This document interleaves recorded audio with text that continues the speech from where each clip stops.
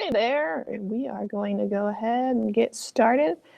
If you have any questions, please feel free to ask them. We're going to talk about Blendspace. So Blendspace, it's pretty awesome. My name is Rebecca Thompson. I work at Instructional Technology in Charlotte-Mecklenburg Schools. You can see my Twitter handle right there at the bottom. And we're going to talk about Blendspace and how can you integrate this into your instructional design space to make a more student-centered environment. We're going to go over the basics. How do you create a lesson? How do you share it to your class? So this is solely, if you're more advanced and you've used Blendspace before, then this probably isn't the hangout for you. This is for those who are completely unfamiliar with Blendspace and are just looking to get started. So let's go ahead and first of all, what is it? So basically what Blendspace does is it provides teachers the opportunity to create learning paths for students. You can use it in a couple different functions. One function is teachers use it as kind of a jump off point. They put all their activities in a Blendspace lesson, and then they don't necessarily have to share the link with students. So the kids get the lesson, they have all the links, and now they don't have to worry about giving kids website addresses or anything like that. Now, instructionally speaking, that's a pretty low-level use of Blendspace. But as you become more comfortable with it, more people move towards a stronger level of instructional design where they actually start using it for student-centered learning, where they create a lesson path for a student that the student individually can go through each step. So right now your brain is probably foggy, like I don't even know what she's talking about. All I see is a stick with some trees. That is completely okay. We're going to go step by step, and you'll see what I'm talking about for steps. And by doing it in steps, the kids are independent. They're able to go through each of the steps in Blendspace independently, and it's far more engaging and rigorous for kids. So how does it work? So we kind of already talked about that a little bit. So why don't we just go ahead. What I'd like you to do, if you're listening to me now, is I want you to go to blendspace.com. And I want you to create an account if you don't already. And I will just wait a couple seconds here just in case if you are. And go ahead and let's see. You'll notice here I'm already signed into Blendspace. And after you sign up, you're going to see my lessons, and you'll see these blue 2 buttons. So let me make sure we got one person here.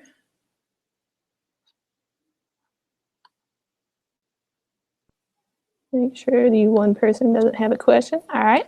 So once we're here, you're at Blendspace. When you log in, you're going to see the new lesson button and the join class. So what I've done is I've already created a Blendspace playlist on playlists. So what you'll notice is that on my screen, we'll have the code right here is IKOV. So when you get into Blendspace and it says join class, that's what you're going to type in. You're going to type in IKOV, and then you'll have access to my playlist on playlists. So once you've done that, this is what you're going to see.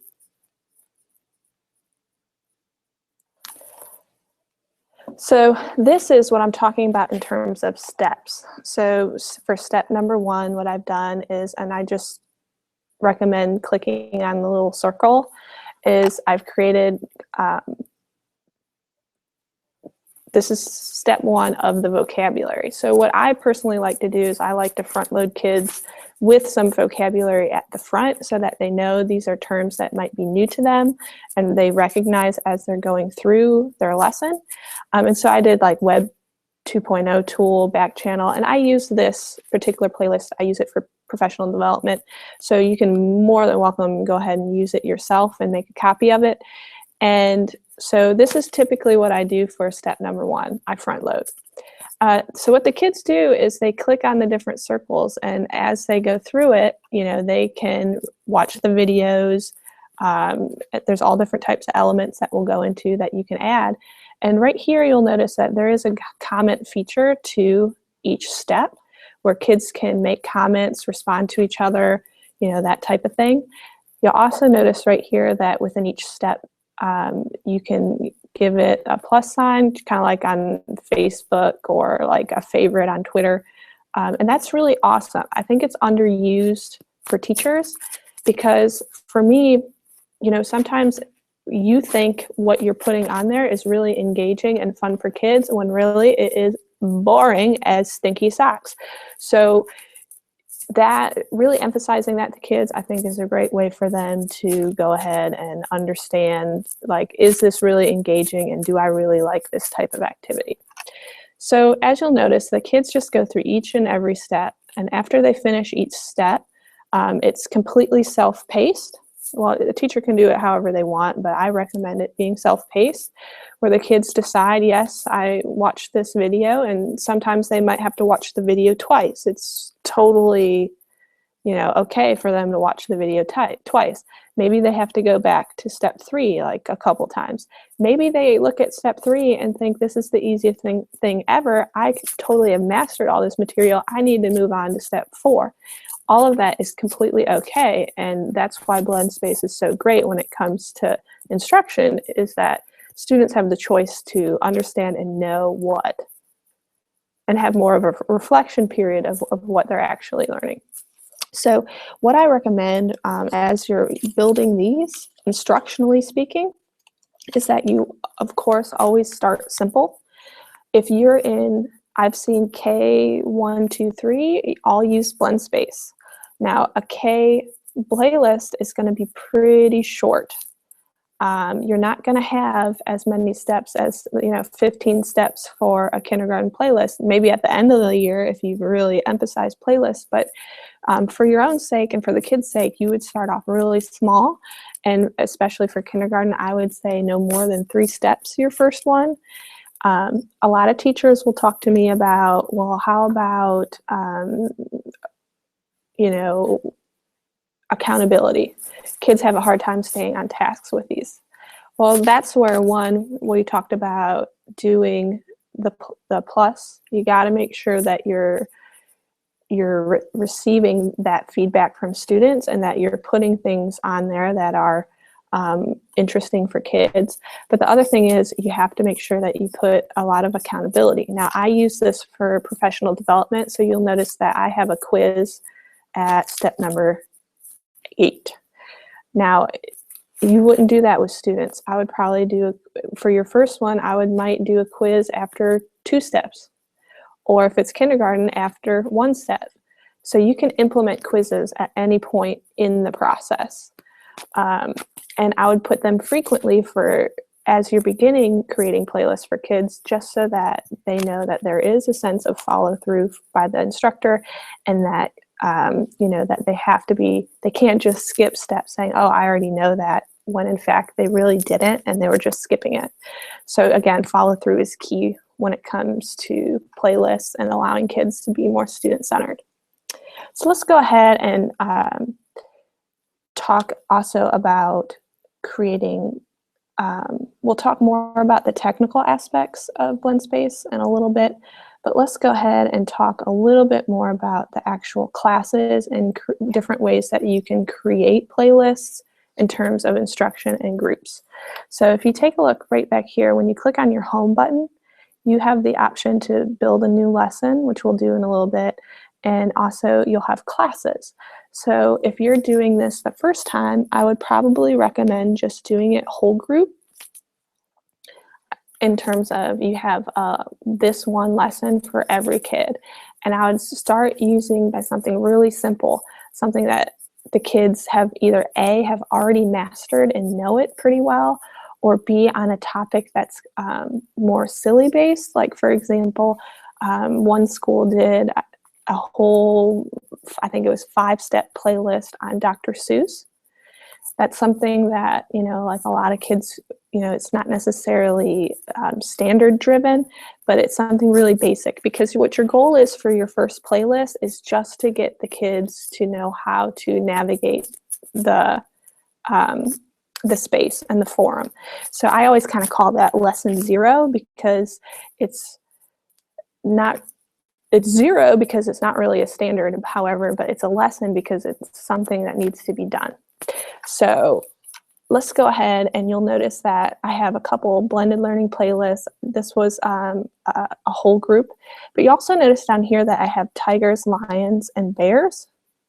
And so a lot of times I recommend to teachers that you can create playlists for a whole group. Yes, that's great, but as you become more confident and as the students become more confident in the space, you want to start moving towards differentiating your playlists from going from whole group to high, low, medium, then to potentially going to each individual kid having their own particular playlist on skills.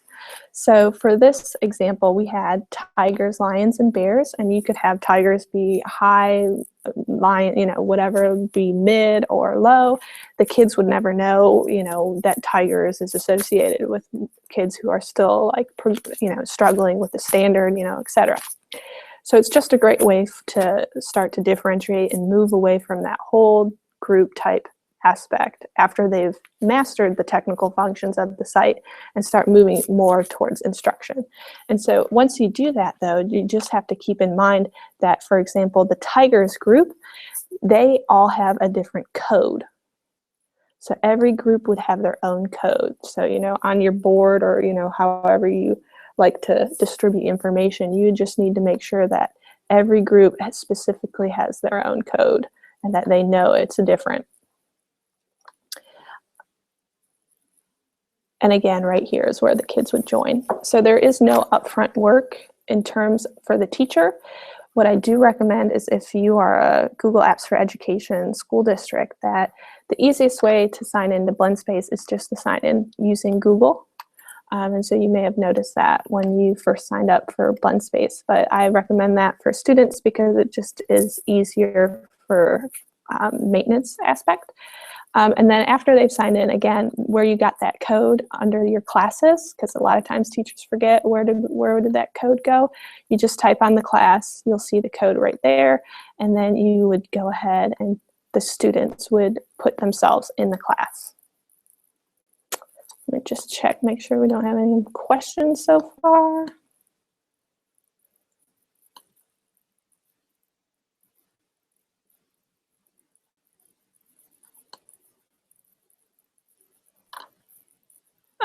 Okay.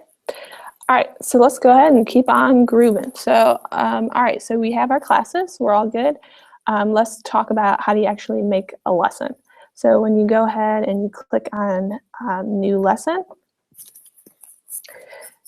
you'll notice it's a blank template. And what's great about it is you just click on it. We'll just do, this will be the Google tester. Right here, Blendspace automatically puts in where you can add text or quiz. Like when I showed you how I like to put vocabulary and kind of front-loading type things at the front, this is where you would do that. This is where you would introduce and provide, you know, whatever basic information you think the kids need to start. So once you've done that, you'll notice that you'll kind of see the text right here. It's will be real small. Don't forget to label it. So the kids know that this is the welcome and intro. After you've done that, you'll notice that right here, this is also where you can add a built-in quiz. We'll talk about that in a second. So now at this point, we have all the different options here on the right. You can search YouTube directly. It's built in and embedded in Blendspace, so it's awesome in regards to you don't have to go to another site. So if I wanted to do something on Google, I could go ahead and click. You'll notice that when I search for it, when I search up or down, here's all my different options. The really great part about this is, of course, you know, you got to make sure that you check to make sure your videos are all clean and clear, that there's nothing crazy in the middle of it. But if you'll take a look, when you click on videos, especially for YouTube, what's great is, oh, that's not good.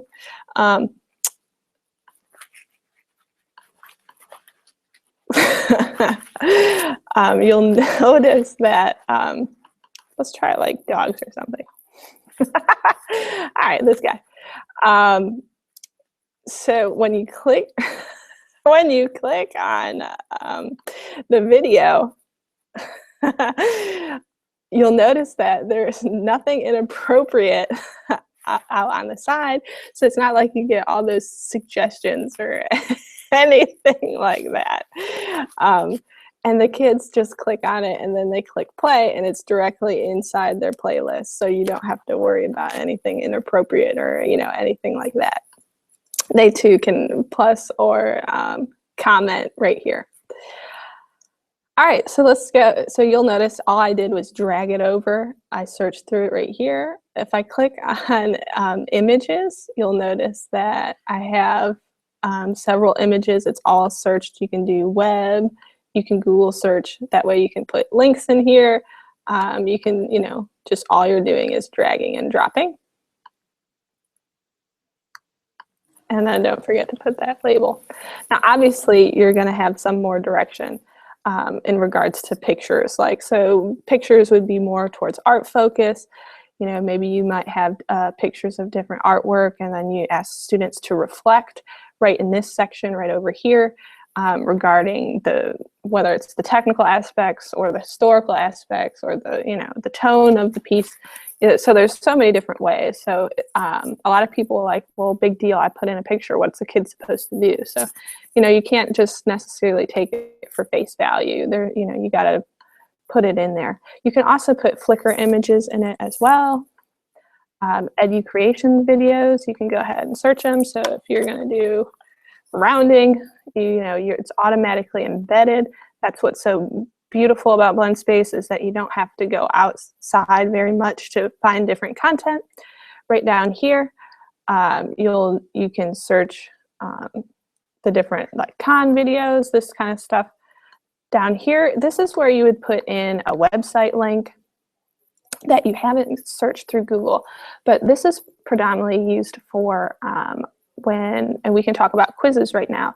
You can use the embedded quiz in Blendspace. So what is your name?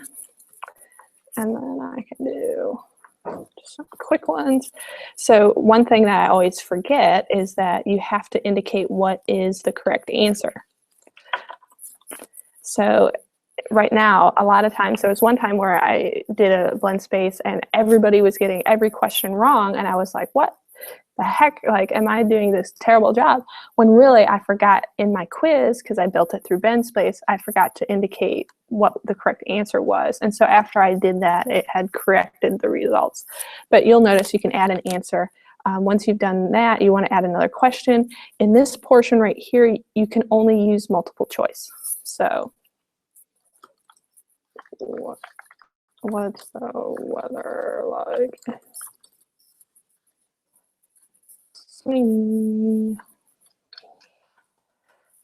Okay, and done. So again, don't forget to label. Quiz.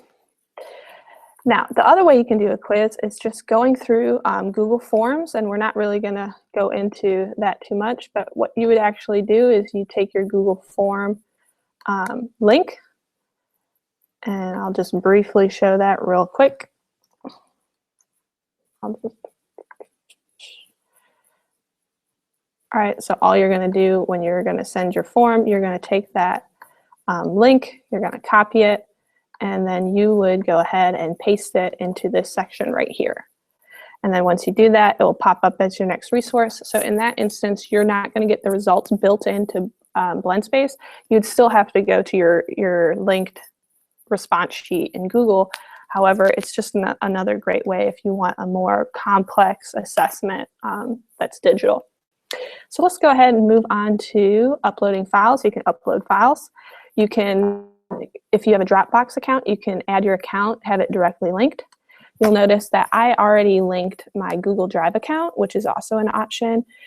You can take a look. You'll see that it's automatically converted to Microsoft format. So it doesn't change anything in your Google Drive account. Like in Google Drive, you're still going to have your Google Docs and everything's going to be in the Google format. But for the sake of Blendspace, they do, when you do link Google Drive, it's automatically converted to Microsoft.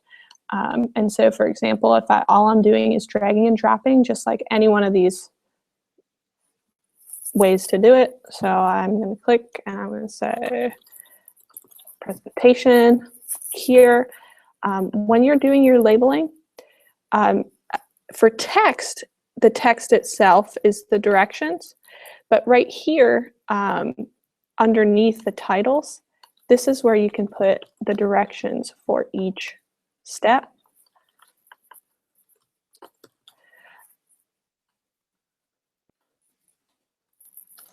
Please read and respond to the following questions based on the presentation,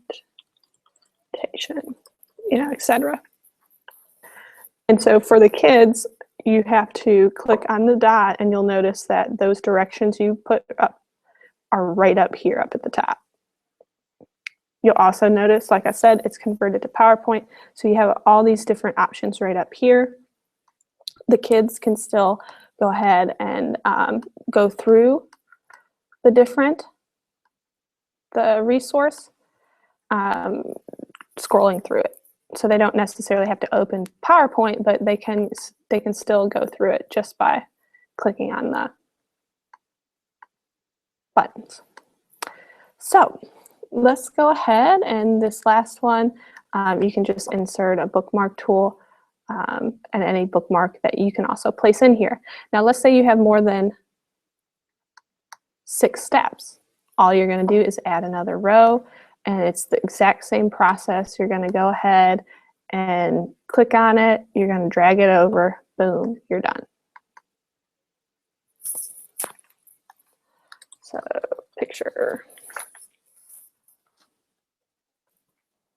All right, so one of the things a lot of people ask me, well, how do I find, I know the gist of how to create a lesson, but sometimes, there's not a lot of time or you want to see what other people are doing, which is awesome. So what you're going to do is, and all I did is I went back to the home screen and I'm clicking on gallery. And so these are all the learning paths that have been created by other people. That being said, sometimes I have issues with the search. So what I always recommend to people is that to be as specific yet as broad as possible. So if you're interested in doing first grade time, so a lot of times I'll do first time, kind of just pulling those main ideas of what it is, and that's usually when I get the most results, is when I'm more specific about the standard. So I can't really put Common Core RL 4.25. That's usually not going to pull up anything. But if I put in inferencing, like fourth inference, stuff usually does pull up. So when you're searching through the gallery, you have to be a little bit specific, broad but specific about what you're searching for. Now, if you find one that you love and you like, or maybe you like steps 1 through 5, but you hate 6 and like farther, that's the beauty about it. All you're going to do is make a copy. So you're going to click up here. Oh, I did it. Copy. And so after I click copy, you'll notice it says copy of inference. At this point, I am not messing up the original owner's learning path. All I can do is I like 1 through 5, but I didn't like 6, 7, or 8. I can actually start deleting and changing it, modifying it, moving the steps, doing whatever I want with it. It doesn't do anything for the original owner because you are now the owner of the copy. Once you go ahead and you say you like everything, you'll notice that right over here, here's copy of inference. Okay, I have a couple options. I'm finished. I want to share it with my groups. I'm going to click on share, and all I'm going to do is check which groups I want to share it with. So this is where, like, maybe I want to share it with the bears and the tigers, but the lions aren't ready for it. or I want to share it, with the whole group or only certain students. Now, just remember, as you're moving towards a more personalized method of instruction, that if you're going to do it, each kid gets their own learning path, then each kid would have to be their own class. So just keep that in mind. So every kid would get their own class code, and you would just indicate by clicking. This would be Sam, this would be Mary, Mary, maybe Mary is at the same level as Sam, whatever. And then once you share, there is no like indication saying, yes, you've shared it correctly. You just have to know that if it's highlighted, you're good. You'll also notice that you can share it by lesson link, and then under here's all your different options as well. Once you've done that, you click X and it's shared. Now, let's just say you want to check up on how many people liked what resources. You want to check up on the comments. You want to check up on the quizzes. So what you'd actually do is you click right here next to share, it's more. And obviously you can copy or delete here, but you're going to click on track if you want to look at that. You'll select whatever class that you want. So I'm going to click blended learning. And so I have nobody likes or dislikes. Okay. I have 62 comments, I have no help requests, and I have 1 quiz. So this right here, I'm going to click. It gives me a nice little idea of what people were talking about. If I click on the comments here, I have them all. This is great way to kind of reflect on what the kids have been learning in one section. It's also great if you have something that's like inappropriate that you can go ahead and you can print it out and show it for whatever purposes. Here for the quizzes, when you click on the quiz, you're going to click on table view, and so what it does is it takes it puts the kids in alphabetical order and then goes ahead and checks did they get these questions correct. Now, if a person doesn't get the question correct, right here, you'll notice that it does give a red indication of, you can go, that they got it wrong. You can go through the different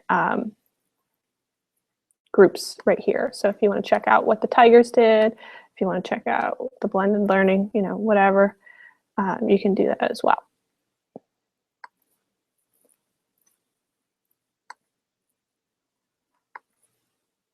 All right, so we've kind of gone through quite a bit of what Blendspace is, what it looks like, what it feels like. I highly recommend going ahead and just going through the playlist.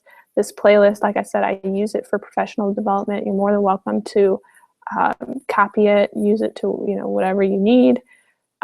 Right here in your lesson, you'll notice that I am currently the only person editing this lesson. When you click on share, it takes you to this because it's shared with everybody, right? You can also collaborate. So all you're going to do is either send them the link, or you can have your co-teacher who maybe they want to add different elements to it.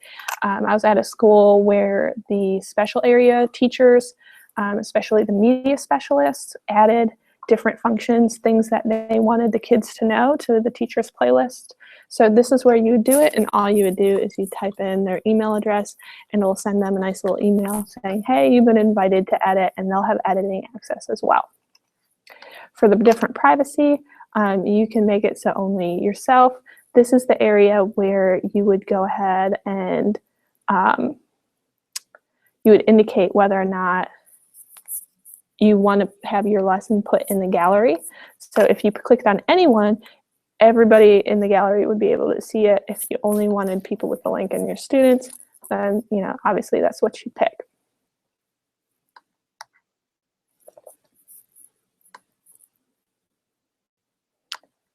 So we talked about starting simple. Like I said, I give it the 3-day rule. I talk to people like, if you try something new like this and you've never tried it before, you should always give it 3 days. So the first day, you need to understand that it's going to be terrible. Kids are not going to know how to log in. It's going to be awful. You're going to think it totally stinks. By the second day, more kids will remember how to log in. It'll be a little bit better. And by the third day, it should be okay. And that it should be smooth sailing where you only have a couple kids who are still struggling.